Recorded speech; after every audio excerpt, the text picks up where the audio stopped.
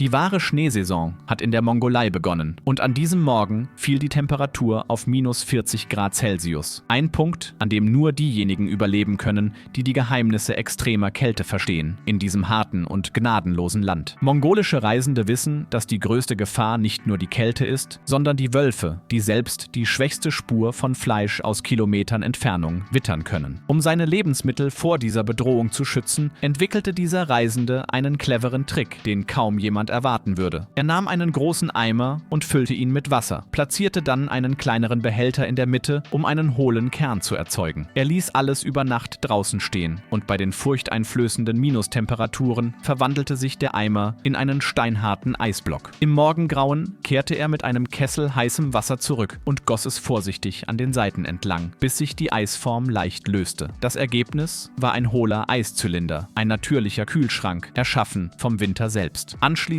vergrößerte er die Öffnung mit einem scharfen Werkzeug, ließ das restliche Wasser ablaufen und legte die frischen Stücke lokalen Fleisches hinein, die er konservieren wollte. Nachdem er den Eiskühlschrank mit einer äußeren Schicht aus Eis und Schnee versiegelt hatte, war er vollständig geschützt. Das Geheimnis ist einfach, aber genial. Dieser Eiskühlschrank verströmt keinerlei Geruch, sodass die Wölfe, egal wie hungrig sie sind, die Anwesenheit des Fleisches nicht wahrnehmen können. Nomadische Intelligenz und ein genialer mongolischer Überlebenstrick, geboren in einer der extremsten Umgebungen der Erde.